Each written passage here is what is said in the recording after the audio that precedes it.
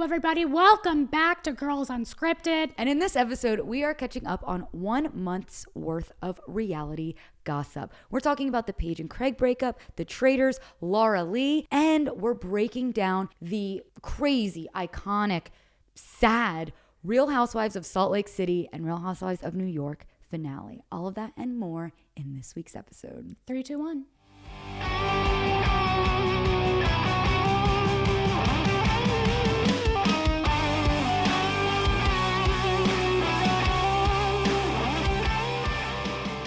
Welcome back. Oh, we did so well. That's all we rehearsed. That was all we have. That's so all far. you guys got. Welcome back to Girls Unscripted. It's been a full month without a new episode. It is 2025. It is a new year. Some might say a challenging year. Yeah, I don't really notice anything weird. Everything has been very normal. It's actually been a little slow. It's been a little boring. We Pretty should boring. spice shit up. Yeah, we need something to happen this year. You know, like a fire. Like a fire that we literally viewed as we were driving over the hill to get to our podcasting studio. There's just fires popping up all over LA, which honestly, I don't want to go right into it, but this is a great transition. Before we get started today, I do just want to make a note that the LA wildfires are still going strong. There are still a ton of people that have been affected by it. The firefighters are still out there. So there are a ton of places to donate. You can donate directly to families through GoFundMe. There's Baby to Baby, LA Food Bank, Red Cross, Los Angeles Fire Department Foundation. Honestly, just Google where can I donate, and there are plenty of opportunities for you to give back. Yeah, we are not making light of it. We were at least I was in the path of it. I was 4 houses away from being evacuated while I was in Asia. So we had to get friends to break into our home, and I had to make a list of things to save, and fortunately we're fine. But I think we both have people that have lost everything they have. Yeah. I mean, I've seen houses catch on fire in the aftermath. I haven't seen them so decimated. No, like nothing was left. Nothing was It is left. crazy. My friend. So this isn't funny, but it is kind of funny. This is the non-funny part. His house burned down. Okay. Horrible. His family home. But his dad was able to save 4 things from the fire. Oh, I can't wait. This is my friend Jake. He could save his clothes. And Jake made a TikTok about this, so I feel okay saying it. All of his clothes? No, like 4 t-shirts. He saved like 4 t-shirts. Okay. Jake received a thing of slime as like a white elephant present. That survived. Nice. Hell yeah. His ring light Oh, that's so smart. and a douche. And there's a lot of questions with that one. I don't know if He's if I gay. want to get into. Oh, I didn't know that was a thing. And now you do. Oh man, I've missed this now podcast so much. Now you've learned 2 things. Gay men use douches at times. Oh. And douches are fireproof. Or I don't know if that was in there. Was He that must in have there? like a titanium douche. Well, wait, are you saying those things survived? Yes, his douche survived the fire. Oh, I thought you were saying he picked 4 things. Oh no, they went back to the And he house just- and those were the 4 things: a pile of t-shirts, slime, Shut a ring light, up. and a douche. Oh my God. That's all I'm saying. I just had to share a little bit of joy. What is it, Summer's Eve? Like, give them a call. Jesus. That's Not sponsored. That's not sponsored. But we'd be down. But totally, yeah. Healthy women. That's a great way to start off. Okay, so Carolyn, you were in Asia while your neighborhood was being evacuated. Yep, I sure was. God, the time was so off that I still don't know how off it was. It was like a day and then a half. So we were either like 8 hours ahead, a day ahead. Like it was something insane. So basically when I went to sleep and woke up, chaos had happened. I went to sleep and it was a small fire. I woke up and Kyle was like, you're going to want to see this. And I looked at it and it hadn't refreshed yet. And I was like, it's fine. Refresh. The whole fucking map is on fire. Right. Which, by the way, for those who don't know, small fires kind of do happen quite often. Yeah. And it's just like, oh, there's a fire. It'll be fine. This one was like, yeah, you pulled down on that refresh and it was blinding with red. Like, grab your kids, grab your wife. Literally. And someone grabbed Carolyn's engagement ring. That was my main thing. I had left my engagement ring here. And I was like, if I lose that, Which, because you would think would be safer. You were doing the right thing by being like, I'm not going to travel internationally wearing my engagement ring. Little did you know, it might have caught fire while you were gone. Being responsible never pays off. It is never that pays lesson. off. And Yeah. take that away with you. Yeah, I was luckily in Pennsylvania when it was all happening. Because I was just staying an extra week for the holiday. And it just so happened to be the week that was burning down. I stayed an extra week because my mom was getting like a heart surgery. It's called an ablation. Quite common. She's okay. If anybody has any questions, let me know. I'll tell you all there is to know about it now. Even my mom was like, I actually think I would be more nervous if you were in LA than I currently am for this heart surgery. But it did, like, it was like everywhere. Yeah. It was like, I was at the gym in Hatfield, Pennsylvania, and it was on every single TV. Yeah. Like it was a national disaster. It was is really a national surreal. disaster. We live right by the entrance on Ocean to the PCH, and I've been waiting for it to open, but the Coast Guard is still there. Oh yeah, I heard a lot of So this. you still so you can't can't go- even drive on the PCH right now? Wow. They stop you at Lincoln, Wow. Damn, it's pretty far back. right? Isn't that crazy? Although I saw a TikToker do it, so someone figured Well, it then out. anything's possible. Well, then anything's fucking possible. Anything's possible for the views. But I interrupted you. Your mom is okay. Oh, she's fine. What is an ablation, may I ask? Yeah, well, some people keep asking me that, and I'm like, I really should figure out exactly what it is. But basically, they go in through your groin. I've like heard your of leg. weird things. Oh my God, no, sorry. Yeah, but that's better than them like cutting your fucking chest open. Why so far down low? Because they go up through like an artery maybe or like a vein, and it's just a tube. It's just a tube with a little camera. I feel like this is you getting me back. And they, yeah, I don't know why I'm not fainting right now, but they literally like sizzle and sear like some of your like. Oh my God, they cook it. It's like an electronic thing. Yeah. They're That's doing- what I thought ablation Yeah, was. yeah. There's something. They're doing something with the electronics of the heart. What was wrong with the heart? She was having AFib. That's right. Yeah. Everyone was having AFib. Everyone was having AFib. It was like an AFib summer. It was a big AFib debacle of 2024. Yeah. Carolyn had AFib. My boyfriend had AFib. My mom had AFib. And I said it just because they all loved me too much. Too much. We just hurts our hearts. And they said, no, this is actually a medical issue. we're medical dealing with. issue. Stop making light of it, Kate. Same old, same old. Other than that, though, other than, heart surgeries and the world catching on fire, I had a pretty chill holiday break. Bill, you were in Pittsburgh, Carolyn, Philadelphia. you...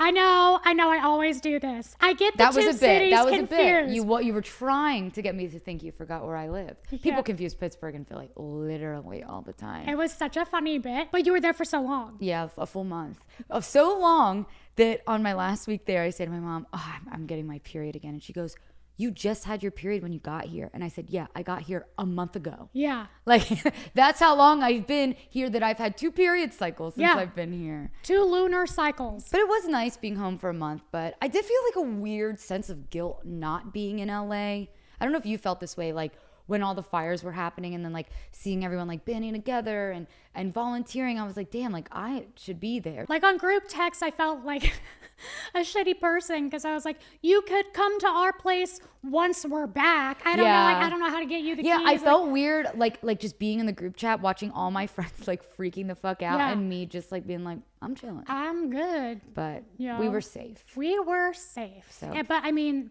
now the thing is the air. Is the air good to breathe? Apparently no. Yeah. But we will deal with it later. Yeah, so like I said, just because you're not seeing it on the news as much anymore, it's definitely still happening. One more thing that I've been doing since I've been home. I decided to start a new show. And I have binged 5 seasons in like a month and a half. Hold on. Have you posted about it? No, Can you? Not Can I really. guess? Can you give me the? it's Bravo. The streamer. It's Bravo. Below Deck. Below Deck Sailing Yacht. But I was right. It was Below Deck. It was Below Deck. I'm telling you, my intuition is just on fire Yeah, these days. actually, our producer Rachel's friend Heidi was like, Kate, if you've never watched Below Deck, start with Sailing Yacht. It's not that many seasons. It's easy. Like they Okay. party. Oh my God. I did not know so much drama existed on a show I haven't seen before. Okay, that's exciting. Like there was some crazy shit. That's exciting. Like, Now I want to like, watch it. Are you the father type of shit.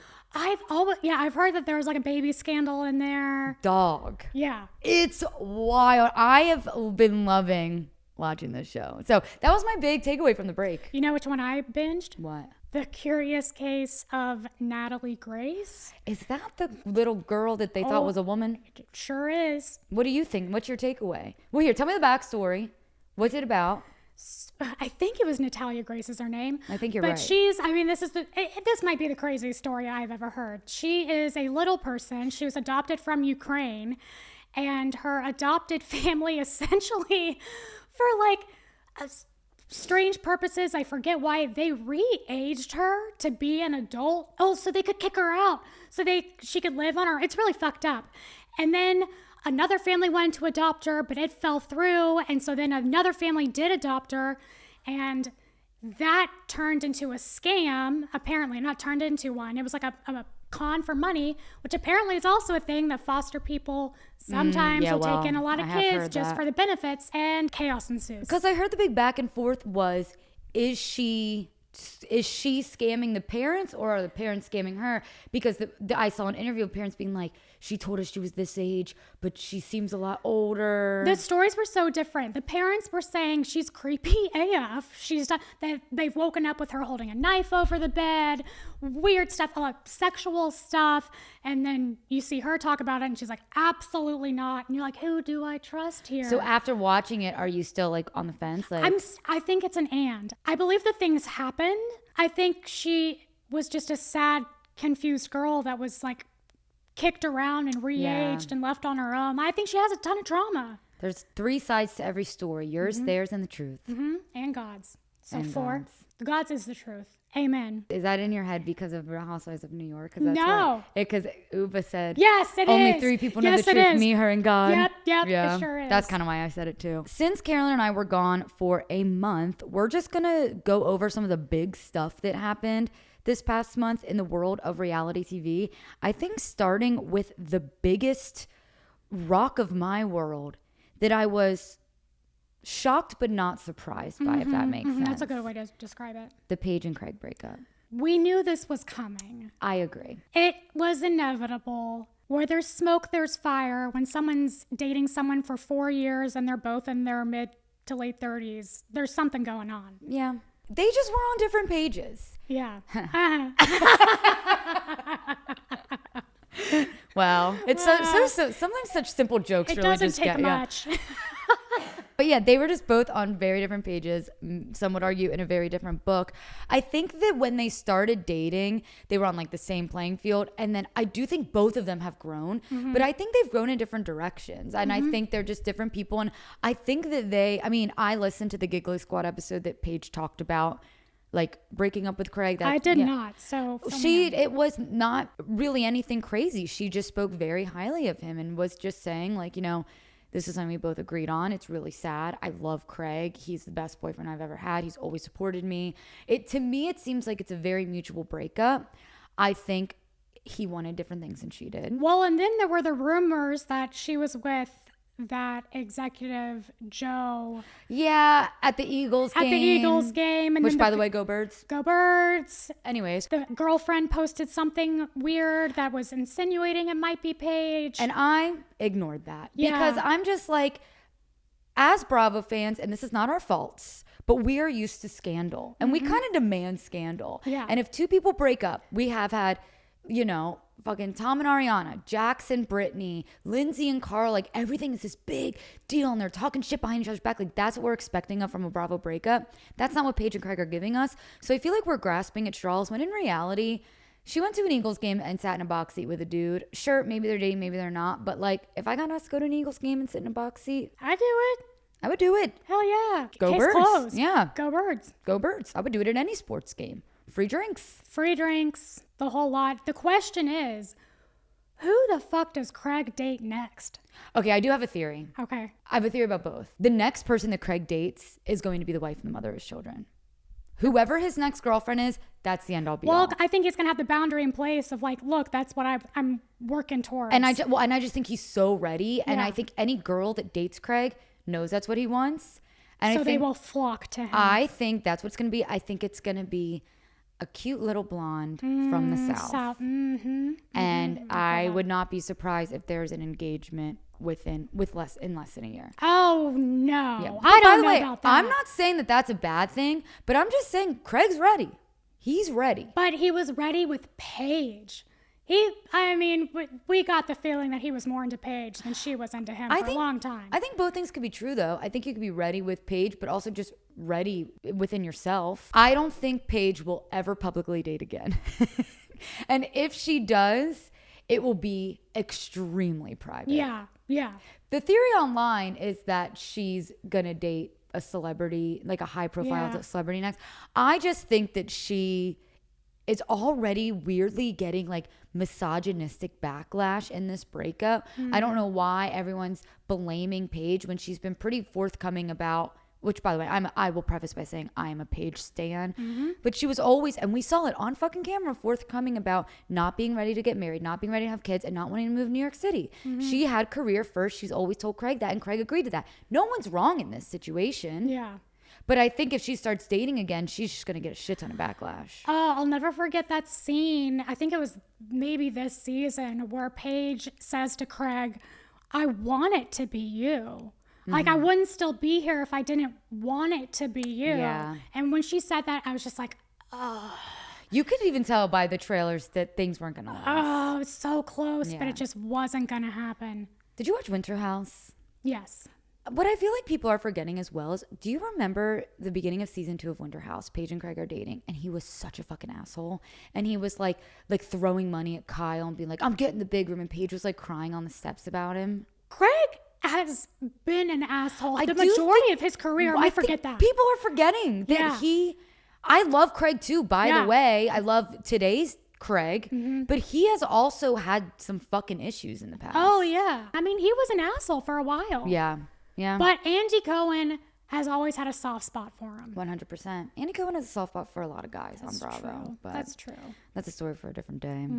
Have you been watching the Traitors this season? Yes. Okay. I'm not caught up, though. Okay. It's a great season. Spoiler alert for anybody that has not seen. I'm about to tell a spoiler in 3, 2, 1. The Housewives aren't doing too great. I feel like if you've at least watched the first episode, yeah. you know, he lost Dorinda. And that was did you know that? Oh, yes, I did. Okay. That was a tough blow. That was a tough blow, and it sucks because they did this last season, too. They voted out Johnny Bananas first. Yes. Like, they voted out really dynamic people first. And I was like, oh, I wanted to see them play the game. Which, by the way, as a viewer, you're like, that fucking sucks. But if you're in the game, that is what you got to do. That is true. Like, I was so pissed that none of them shook Boston Rob's hand to get him in the game. Oh, really? Yeah, because I want to watch Boston Rob. But if I was playing as the a viewer, Traitors, yeah. I would be like, Hell oh, no. you guys Yeah. can't let this guy in here. I would not let him in there. Have you watched the second episode? I just started it. I was watching it while doing my hair. So do you know the people that join? Oh, yes. And let me tell you, when they pulled off Wes's clothes, I know. I was so excited. I screamed and jumped up and down and was like, I cannot believe he did. Because we just finished House of Villains. Yeah, which he was on another level on House Oh of Villains, my girl. I don't know God. if I liked him on House of Villains, but I think at least in the Traitors, he's has a run for his money because he is aware that he's playing with people equal/better than him. Yeah. Boston Rob is one of the best game players to ever exist. See, I don't know these Big Brother Survivor people. Well, just know that. Okay. Just know that. Which one is he from? Survivor. Boston Okay. Rob. Survivor. Boston Rob. And you'll see it in a couple episodes, Carolyn. Okay. You will know why They he has the say name that? of one of the best game players to ever play the game. Everyone seems scared. He's amazing. And look up a young photo of him. You won't regret it. Oh, okay. Hot. Damn. That's all I'm saying. That's all she's got to say. Anyway, Survivor fans listening, they'll know. One of my favorite things about Traitors this season is Tom Sandoval. Oh my God. What is going on there, by the way? Can I spoil something for you? Yeah. He's still on the show after 4 episodes. I kind of enjoy that. And I'm like, how are they not voting him out? But I kind of want to see him squirm. And I kind of am enjoying watching him because, I mean, the online theory is that he's going through withdrawal on the show. Have you seen this? Oh my God, no, but that would make so much sense. Because he's like sweating He's profusely. sweating out of his asshole. And people have done interviews, people that are on the Traitors that got voted out and saying like, it's not that hot. Yeah.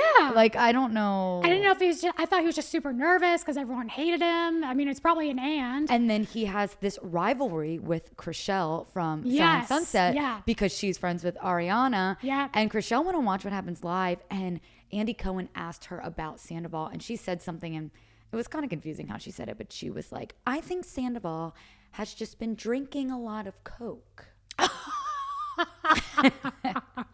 I love Chriselle. And I'm like, Chriselle, just say he's doing blow in the bathroom. We love know. Chriselle. Or so that's the theory. Either he is doing whatever, because there's been some other people that have came forward to be like, dude, Sandoval is crazy. Like the second he took his mask off, he was like staring at everyone on the table. But then there's also people online that are like, just him. These are clear signs of withdrawal. I think it's just him. Yeah. As I was watching, there was one scene where he goes up to Danielle and he's like, I'm sorry, are you okay? Like, I'm sorry we did this to you, or whatever. He's apologizing for something. And I just was like, ugh. And my dad goes, you really hate him. Yeah. And I said, Dad, it's not that I hate him.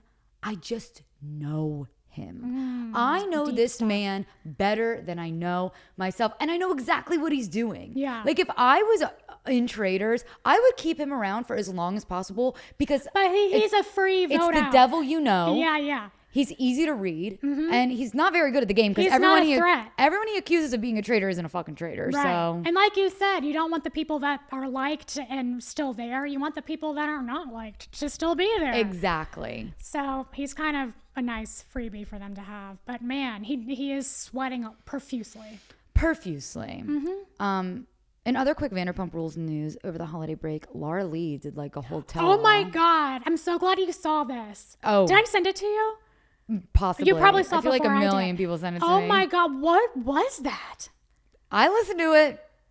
Talk about, is she okay? Is she okay? I'm not gonna speculate if she is or if she isn't.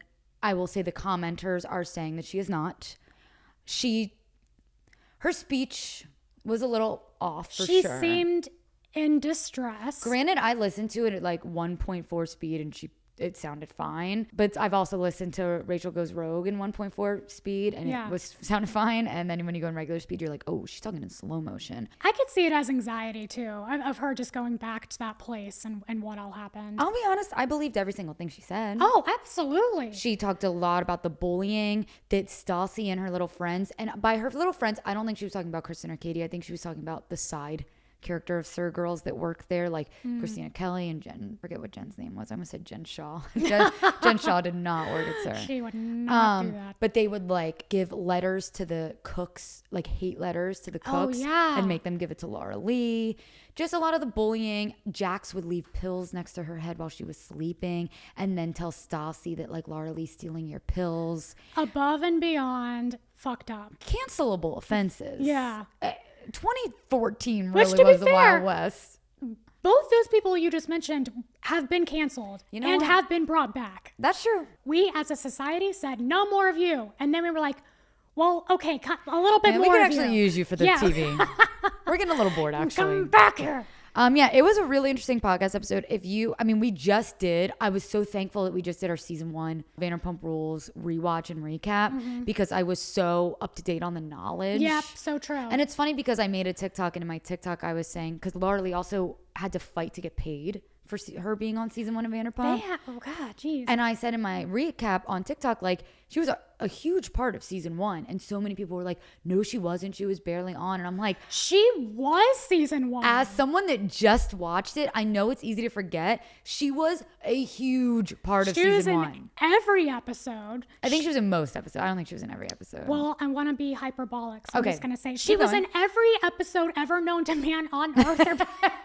in one way or another, she had her foot in each episode. She's actually a producer. She was a main plot point for a lot of it. Yeah. Maybe not all of it. She But a lot of She it. was a big driving force. I think we can say that. Yeah. And I think it was a tragedy we lost her to season 2.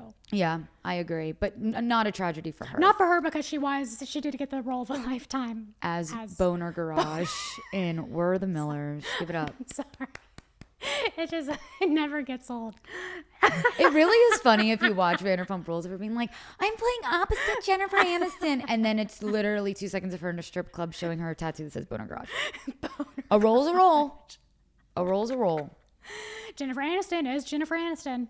People don't realize, though, getting a speaking role in a movie No, it is a is big really deal. fucking hard. It So, is really fucking hard. you know, jokes aside, good for her. I really think we need to dedicate time to both the Real Housewives of New York and the Real Housewives of Salt Lake finale. I feel like we should talk about New York first since it's fresh in our minds. And we should preface by saying this was a heavy, heavy episode. Woof. Dark, intense, sensitive topics, trigger warning. We will be talking about sexual assault. It was crazy. Yeah. I do want to start off by saying there was one thing though. I want to say this. I'm not on anyone's side. I think the episode was Uba versus Brynn. I think they both have their issues. I think it's very telling that at the end of that episode, every single woman believed, not that Brynn was lying about being sexually assaulted. We believe that, but lying about the manner in which she told Uba. I think that spoke volumes that they all sided with Uba and believed that Brynn was lying. 100%. Yeah. I hate to say it because I love Brynn so much.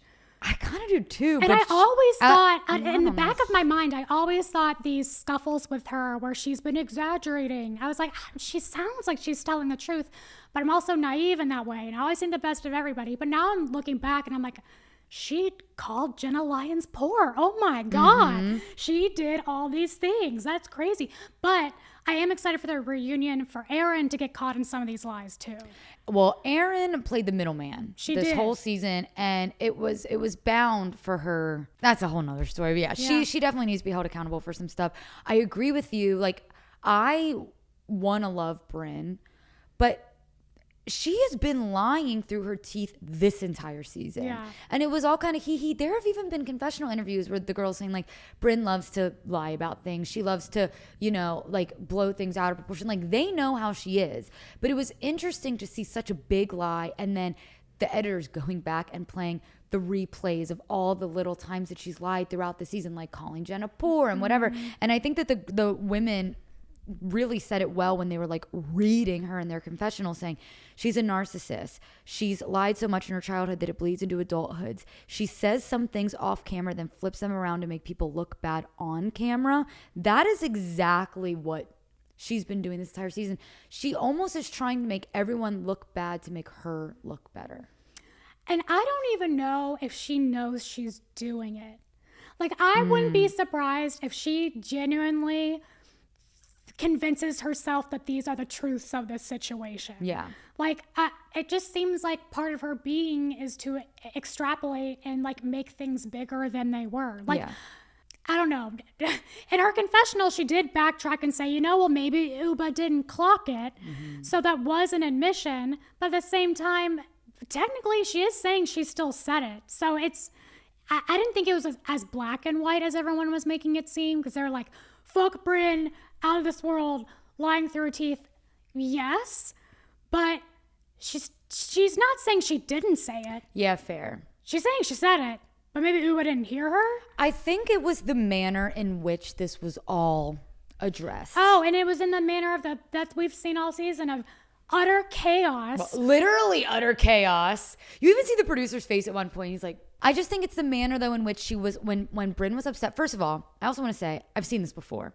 She was having a panic attack. She was drunk. She was having when Brynn was, before they took off their mics and the night ended, whatever, she was distraught. Yeah. And you could tell she was mad at more than what we knew. Yep. She has some issues, and I hope that she's getting them sorted out. But she was saying so earnestly, how could Uba say this about me when she knows what I went through? I called her and I opened up to her and I told her that this is what I'm like. She said it in a manner of they had this big revolutionary conversation and now Uba's using that against me. It's not so much what she said, it's how she said it. Devil's advocate. Go ahead. If I were in her shoes and I had something that horrific happen to me and it's been a secret that I've been keeping from all of my friends for years and years, and I say it once, even if it is in passing, within a cry sob, within something, the fact that I said it, period, would be like a big deal. Like, I put that in the world. Holy shit. It's like, bravo, bravo, bravo. Like, once you say it, you can't take it back. Right. I feel like it still would be a big deal. Well, that is kind of a good example too of like when you have anxiety or hangxiety and like you have to remind yourself like people aren't thinking about you as much as you're thinking about you. Exactly. And that might be it where it's like she could have said it really briefly in the middle of a vent and a cry, and Uba maybe probably didn't even hear her. It happened so fast that, but because Brynn said it, now it's like, I told Uba. Like, does she remember? If there's a 2% kernel of truth on it, she'll latch onto it and be like, fact. And it was definitely bigger in Brynn's head than it was in Uba's head, obviously. What I think Uba was mostly upset about was the fact that this information was said in a way to kind of defame Uba's character. Because now Uba's being like set up to look like this bad person. And I felt like Uba was taking this as, Brynn is saying this specifically to make herself look better and ruin my reputation, to say I knew this thing that I never knew. And not only that, Uba was upset, and she says this on the show, that all the women knew, as far as they knew, all the women knew that Uba knew that Brynn was sexually assaulted and still chose to say that, and no one said anything to Uba. And they were just going to go to sleep thinking that Uba was this piece of shit. That's why Uba's upset. So I give Jessel fucking credit for going in there and being a good friend, being like, just so you know, Brynn said this. Yeah. But I agree with you, and I agree with your devil's advocate of, it does seem like one big miscommunication. But to me, the telling thing was the next day. I mean, you're right. Among the cast, the tides have turned. The next day when Brynn's just like, no, whatever, I'm going to get over it. What time are we going horseback riding? Including Brynn, yeah. But that's also a sign of trauma.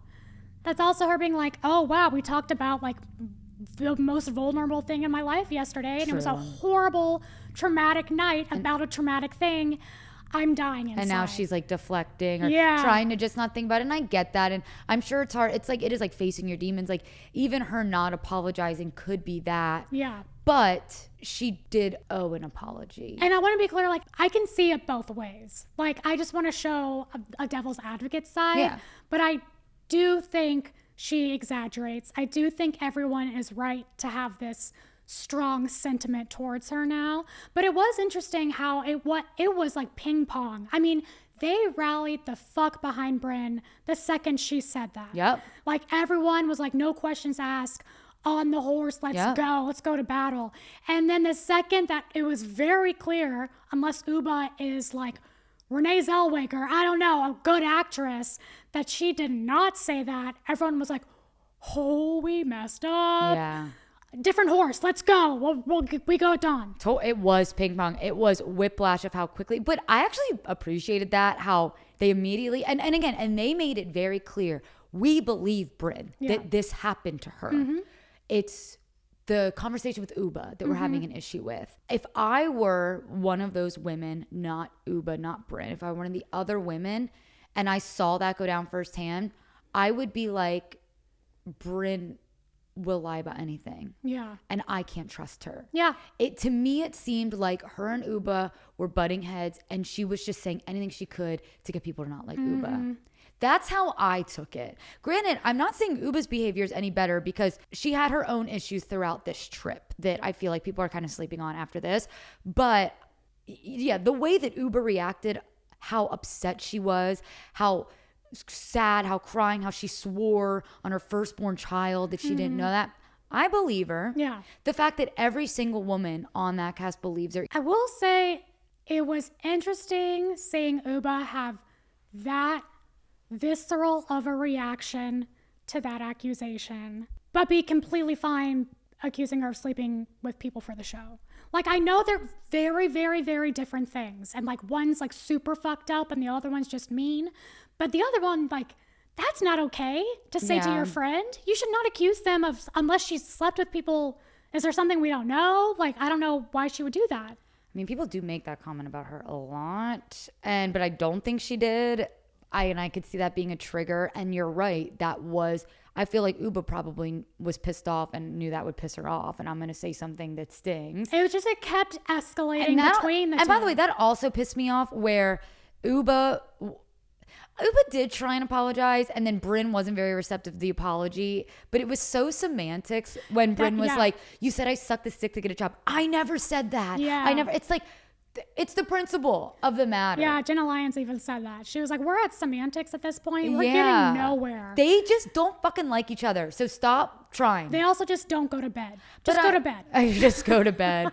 But I kind of agreed with Uba's reaction because, yeah, what she said in the van was bad. But now there's an whole extra layer to it. That Uba said that in the van after knowing what I've been through. Yeah. And that, to me, if I were in Uba's shoes, it's an attack on my character. Oh, totally. But Uba shouldn't have said that to begin with. Totally. I'm just someone who is such a girl's girl in that regard, to not be a girl's girl in the other regard. It was such a big shift. Like, it's a step function change that I would have thought that she would have been a little bit more on her girlfriend's side of sexual innuendos with men and stuff like that. Okay, but can I just say something though? Yeah.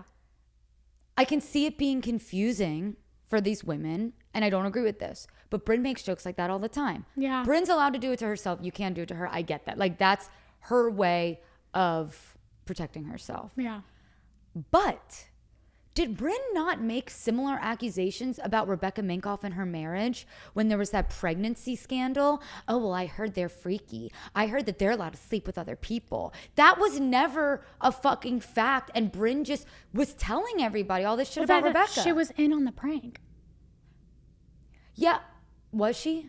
Yeah. But even that's another thing Erin's just lying about. She was in on the prank. Yeah, that shit is confusing me. But even if she was, you're still spreading gossip about among the group that you're pranking, but about Rebecca Minkoff being but you're saying Rebecca was okay with her saying that. Rebecca was started the joke. I didn't know that Brynn knew about you're right, fuck, okay, that there goes my point out the window, because I'm like, she literally did the same thing. Now Erin's gonna need to account for that in the reunion. And again, you do get into semantics. For example, in that one, they're saying, well, she knew that it wasn't a stranger's baby, but she did know she was pregnant.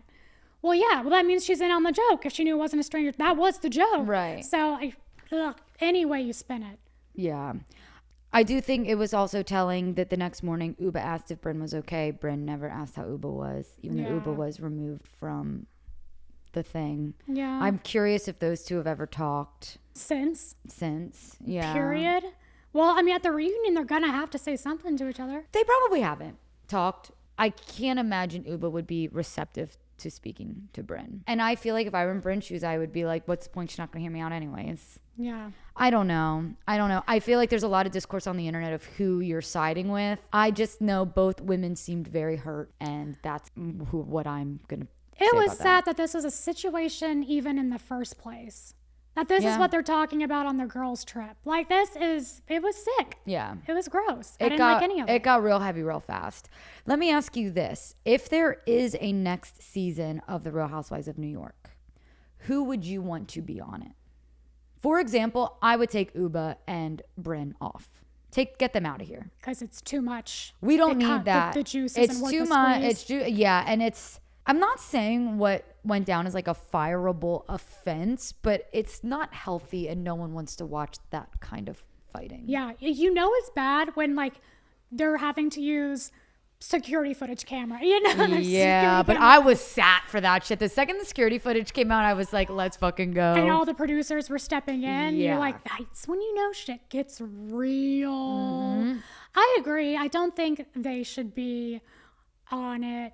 But if they're not on it, I don't know if anyone else deserves to be. Paige and Lindsay Hubbard. Oh, well, if you're opening up that can of worms. Anyone. Bring anyone on. Maybe even bring an OG New Yorker. Oh, my God. Paige and Lindsay would be fucking phenomenal. It kind of makes sense. It does make sense. I don't think that Paige makes as much sense as Lindsay would, though. To me, Paige just seems younger. I think she's a little bit younger. I think the youngest person they have is probably Erin. She's like 37. I've heard some interviews with Lindsay now that she has a baby. They don't really know what they're going to do with her on Summer House. And she has said she wants to have a meeting with Bravo to just be like, where can you put me? And I would not be surprised if she's been really trying to get on New York. But I know people hate Lindsay, but she makes more sense on New York than she would on Summer House at this point. Yeah. She has some beef with Dorinda right now from all the Traitors shit. You hear about that? Oh, yeah, I forgot about that. How like Lindsay, if you guys don't know, was supposed to be on Traitors, and then supposedly Dorinda outed her for being pregnant, and Lindsay got kicked off, which, by the way, good. She should not be on that show if she's pregnant anyways, but I don't know. Do you see that? They get swept up in cages in the forest and stuff. Like, it's not safe. They like spin you on a wheel hanging upside down. Like, you're not doing that pregnant, Lindsay. I know you'll do anything for a paycheck, which I respect, but that ain't one of them. That ain't one of them. So yeah, we'll see. They all go to the reunion. So I'm excited for that. Andy is right next to Uba and Brynn. So I bet there'll be a lot of talk between the two Are of they them. both? Oh, so they're both front seats? Yeah. Oh, they can also not bring back Rebecca Minkoff. Although I liked her. Same with, I mean, she was nice, but Raquel. Oh, I love Raquel Caroline. Oh, really? I do. Why do you love her? You don't say that often. I think she did a great job at being new, but still getting involved. Okay. If that makes sense. Like she made her voice heard. She didn't overstep too much. Like how Brittany Bateman, perfect example. That bitch is over on Salt Lake. Overstepping, doing too much. Girl, you're new. Yeah. Sit back, listen, speak up. What about when me? it's your time. Yeah. I think Raquel, even Bronwyn, sometimes I'm like, this is a lot for a first season person, but I still love Bronwyn, even though she's had some problems. I just feel like Raquel just did a great job for first season. And I like that she, like, it was funny to me. And this is like, I guess, not good for a housewife, but during that fight, Raquel, Jenna, and Rebecca Minkoff were just kind of all in a circle, like, what is happening? What do we do? Like, they were like, we are not built for this type of drama. Yeah, not this house. I do like Jessel. I think she's a great commentator. Jessel is my favorite of New York. I didn't know which way you were going to go. She's my favorite of New York. Okay, yeah, she definitely had a comeback season for sure. Yeah. She did not have the best appearance on season 1. Yeah. She just kind of seemed like a raging bitch, but now she's a funny bitch. I've always liked her. By the way, and then we can go on to Salt Lake. She's absolutely right in the argument of like, sure, Pavitt did call Sai bipolar and a bitch or whatever, but Sai was accusing him of cheating on Jessel.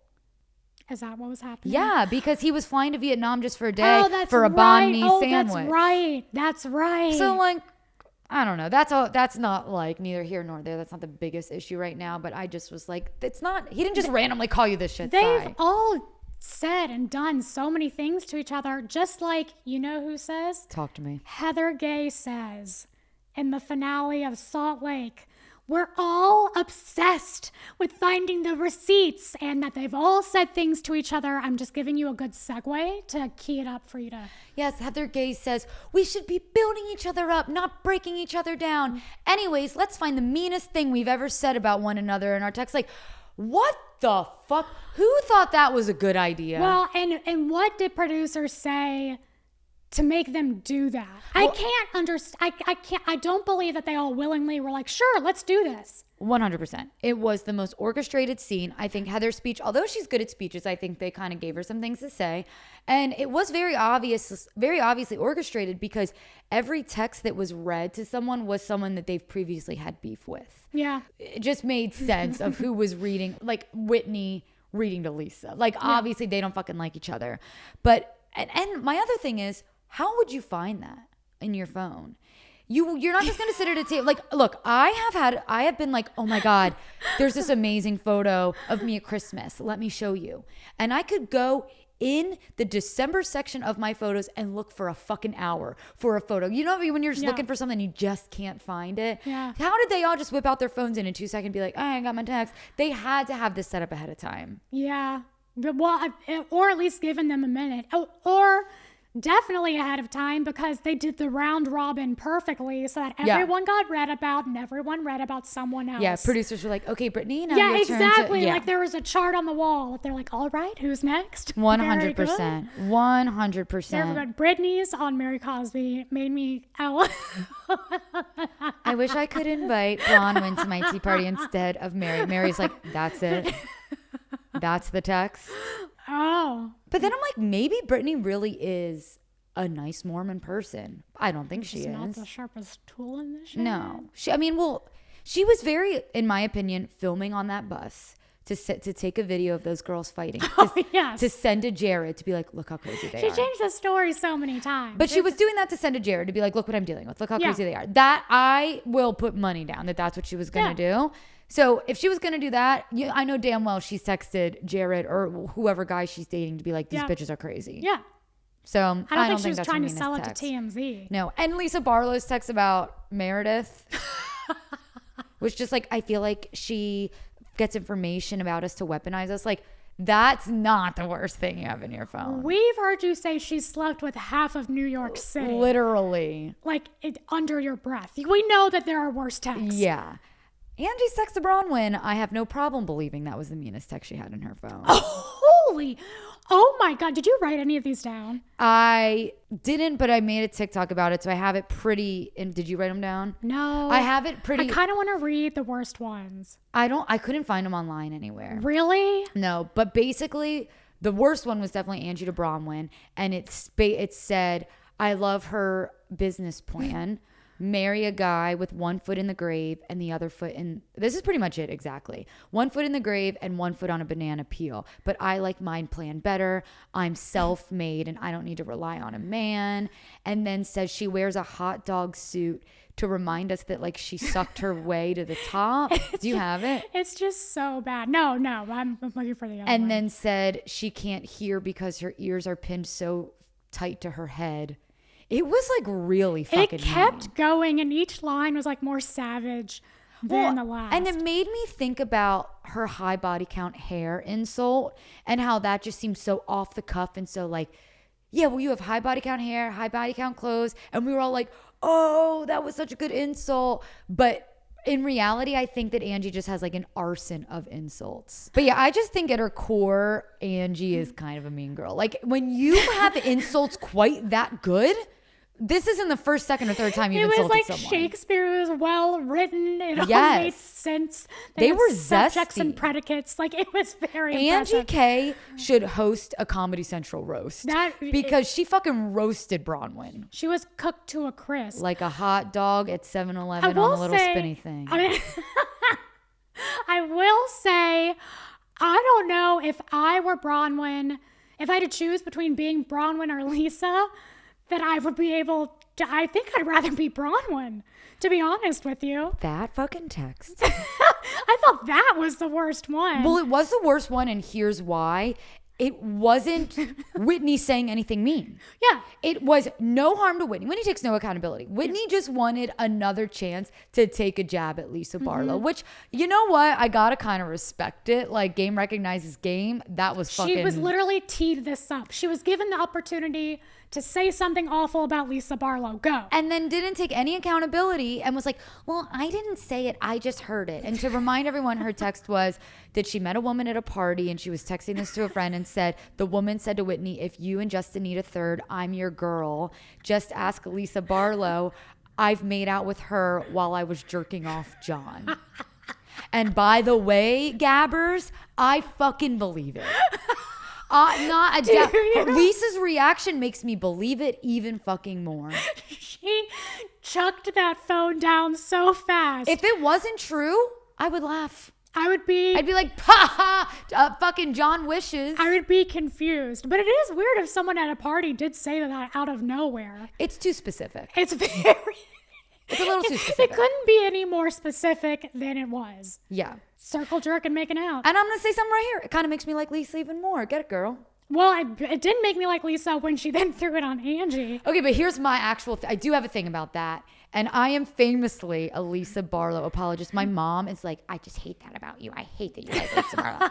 And I don't know that driving a it's that I family wedge. like Lisa Barlow. I just enjoy watching her, if that makes sense. Yeah, no, she's a good housewife. I think it was... I understood what she was trying to do with the comment about Sean, What was she Angie's trying to husband. do, Kate? I think she was trying to put it in comparison of like, Angie, this would be like someone on camera saying that Sean does circle jerks. Like, that's a rumor, but you don't hear me saying it.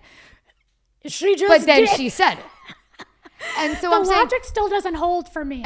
to me, it made sense. It was just horrible execution. And you should know by now to not fuck with Angie when it comes to Sean. And this was already a huge issue, Sean's sexuality. It was a stupid thing to bring up. But I think she was trying to explain to the women why this made her so upset. It was just a horrible example. It's so funny because we're normally opposite on this. I'm normally like, I think she meant the best and she didn't. Fuck no. I think that she was like, I want these bitches as mad at Whitney as I am. What will do it? I know. Hey, Angie, can you imagine this or something? Wait, That's no. fair. Maybe she was trying to deflect and it was But wait, bad. no, I'm wrong because Whitney didn't say No, the it circle wasn't. jerk. It wasn't. Yeah, Whitney didn't. That's why It was just out of nowhere. But I think that's why I'm saying I think she was trying to put it in comparison. Like this would be like someone saying this.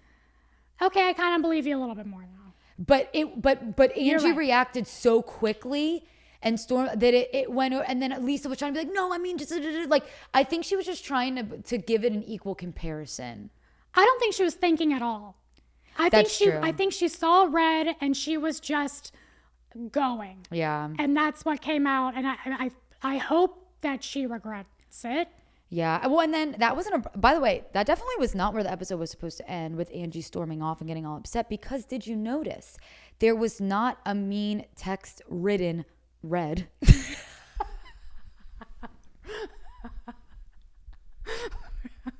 Written sounded so natural coming out of my mouth. I really just stopped dead in my tracks, like something's off here. Well, it's very close to written. And that is, I think, what threw me off. To red. That's what threw me off. There was not, sorry, it's been a month. There was not a mean text read from Meredith to Angie. That was definitely what was going to be the last one. Oh. And I think Angie got so upset and started throwing stuff at the table, they had to take her out, and that was the end of the scene. Yeah. So, because again, we had the producers come in, and that's when they have to cut it.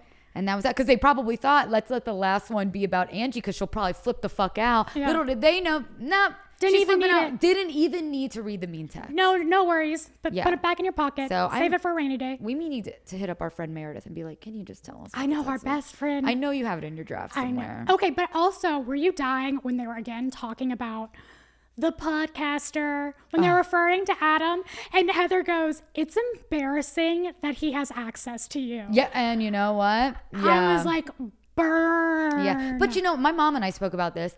It seems like this is such like a 2024 type thing. This has always been an issue with Housewives, where even back in Real Housewives of Beverly Hills days, they would accuse Lisa Vanderpump of leaking things to Radar Online. Like it's just, that's what got her off the show. It is a thing that just always is gonna happen, and it is what it is. But all in all, that's also a reunion I am very excited. Oh, I'm so excited. I think it's a Wednesday that we're recording this. I think it's on tonight. Is it? It's on tonight. Holy shit. So I will be watching tomorrow, Peacock extended version. And we just did. Think about it, Carolyn. We've recapped all of Vanderpump season 11, all of The Valley, and now 2 Housewives shows from start to finish. I'm very proud of us. I feel like there's one more thing we did too. Oh, Vanderpump Rules season 1. Yeah. Yeah, we're good at this. We've got so many. We're so good at it that maybe we should bring it back. I feel like people have been asking us to maybe do season 2 of Vanderpump Rules. There might be a flood of angry comments. I may have gotten a couple, I don't know, hundreds of messages. Stop doing the recaps of Vanderpump Rules. So with that being said, drum roll please, Carolyn, take it away. Ladies and gentlemen, we're recapping season 2. We are recapping season That's 2 what of we're gonna Vanderpump do. Rules. Arguably the best season of Vanderpump Rules. I know, and it is a little excited. psychotic that we stopped. I will always take the blame. It was me. You just needed a break. I understood what you meant. It can be formulaic after a minute, but best you believe that point sheet is coming right back Yes, out. I forgot about the point. Yeah. So we're putting a lot of things out of retirement. Yeah, so next week, we'll do like a little, kind of what we did before. We'll do a gab at the top. Gab up top. We'll talk about what's been going on in the world, and then we'll go into our Vanderpump Rules season 2 recap. So if you guys want to follow along, start watching with us. If not, though, we're recapping it so you can just listen to it in the car. Yeah. Or wherever you listen. Or to wherever podcasts. you wish. No judgment. No judgment, unless it's the shower. Dangerous. Also, if you guys saw on our Instagram, we said this last episode, you can head to shopgirlsunlimited.com, and it is a clothing rental subscription service. I think it's like $50 a month or so. And Carolyn actually did it, and you got a pair of pants that you might buy. I'm wearing them right now. I was going to ask if those were them. They were a darker pair of jeans. I'm like, I've been meaning to get a color pair of jeans like this. It is a nice way to try on clothes. And if you like them, you just keep them. Yeah. And otherwise, they give you the bag and you just put them back in and send them back. I mean, and I think it's like $50 a month. Yeah, It's not bad. not breaking the bank either. So that's in our link tree if you want to check it out, shopgirlsunlimited.com. And that's our episode for today. That's what we got. I missed you. I missed you too. And I missed you. And I'm all. more importantly, you. Thank you for listening. Make sure to share with your friends. YouTube, Spotify, Apple. We're still trying to grow. And grow we will this year. Fingers crossed.